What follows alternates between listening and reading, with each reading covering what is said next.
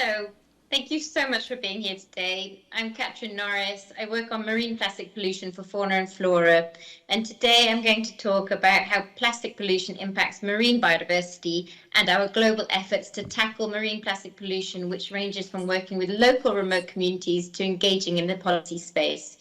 For those of you who don't know, Fauna and Flora is an international wildlife conservation organization that's been operating for over 100 years. Biodiversity conservation is at the heart of all of our work, with a focus on protecting and restoring habitats, saving species from extinction, and developing sustainable livelihoods that those live closest to it. Fauna and Flora's marine program supports projects in 19 countries.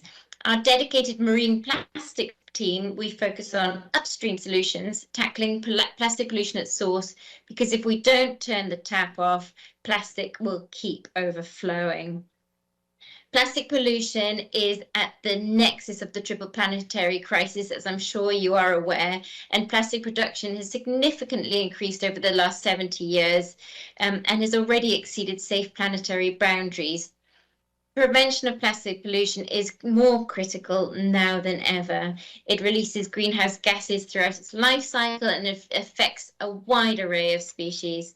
For 16 years, Fauna and Flora has specialized in microplastic pollution because it is so ubiquitous and it affects nearly every ecosystem and significantly threatens biodiversity and undermines conservation efforts.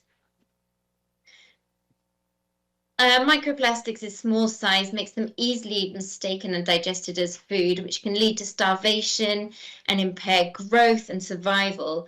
Plus, plastics are inherently toxic because of the additives they contain, and these chemicals can transfer to species ingesting them, which can bioaccumulate and amplify up the food chain. To tackle microplastic pollution, we've engaged in national, regional, and international policy fora.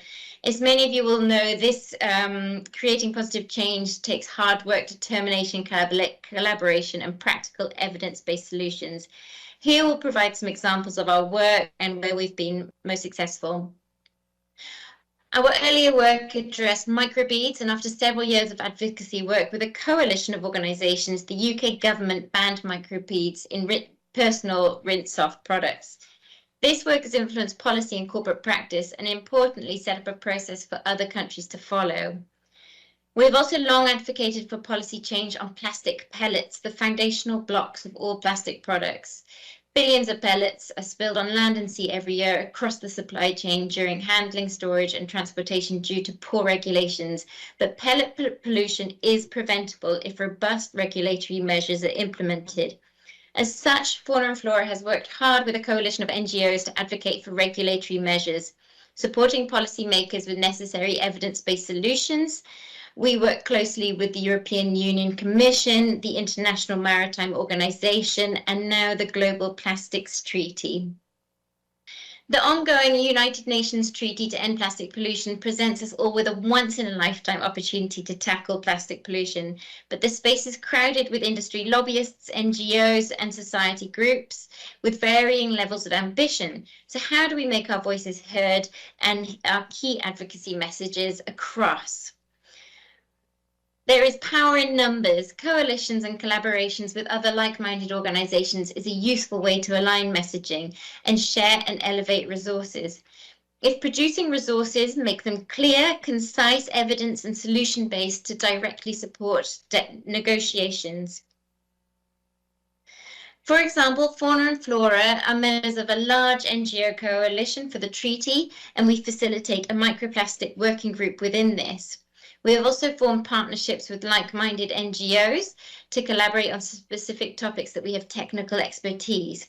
And we produce succinct briefings on our specialist topics to support negotiators.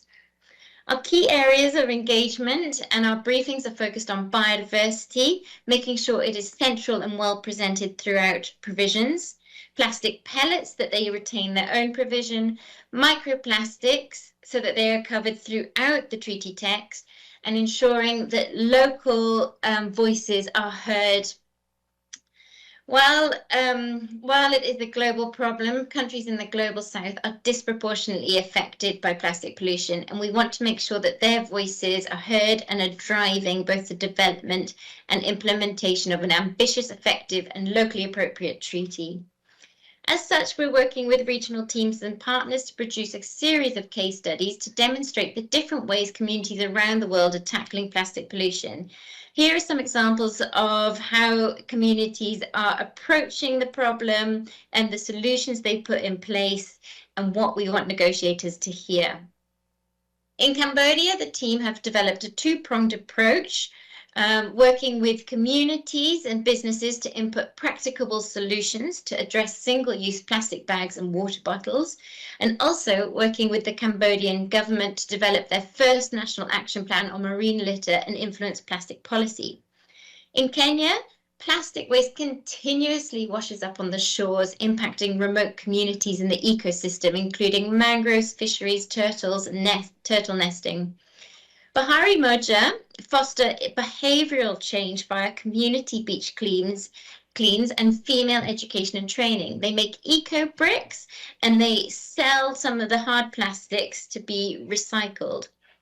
In Nicaragua, the team is working with coastal communities, businesses, and policymakers to understand barriers and opportunities to reduce business and household plastic pollution. They've initiated campaigns such as My Cleanest Municipality and have been really innovative in some of the products to replace single-use packaging.